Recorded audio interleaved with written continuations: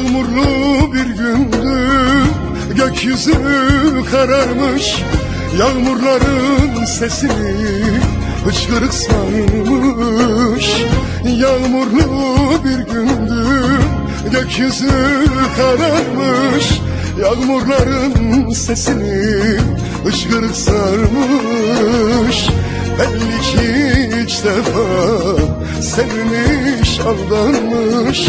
O da benim gibi hüsranı sazmış. Belli ki ilk defa sevmiş, aldanmış. O da benim gibi hüsranı sazmış.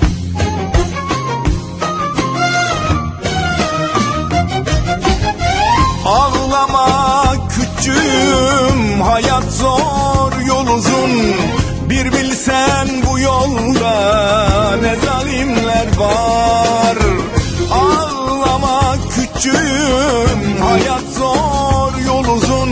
Bir bilsen bu yolda ne zalimler var.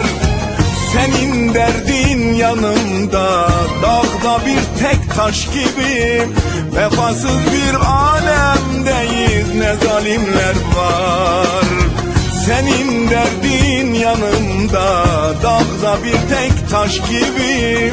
Vefasız bir dünyadayız, ne kalpsizler var. Ağlama küçüğüm, ağlama. Hayat zor, yol uzun. Bir bilsen bu yolda ne kalpsizler var, ne zalimler var, ne hainler var. Senin derdin benim yanımda dağda bir tek taş gibi.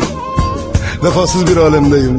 Ne kalpsizler var küçüğüm, ne kalpsizler var küçüğüm, ne kalpsizler var.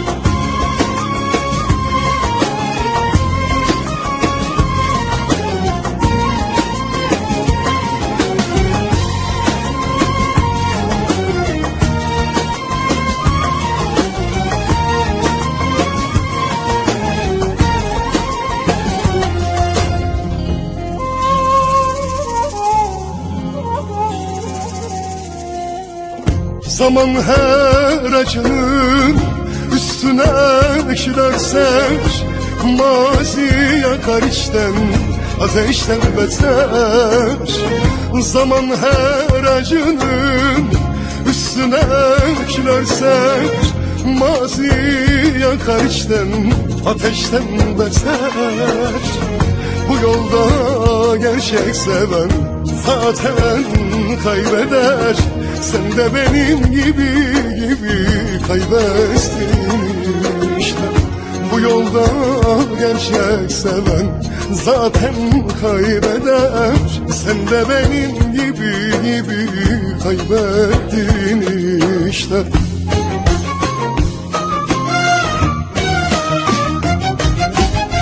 Ağlama küçüğüm, hayat zor, yol uzun.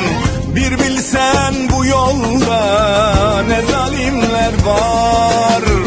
Ağlama küçüğüm, hayat zor, yol uzun.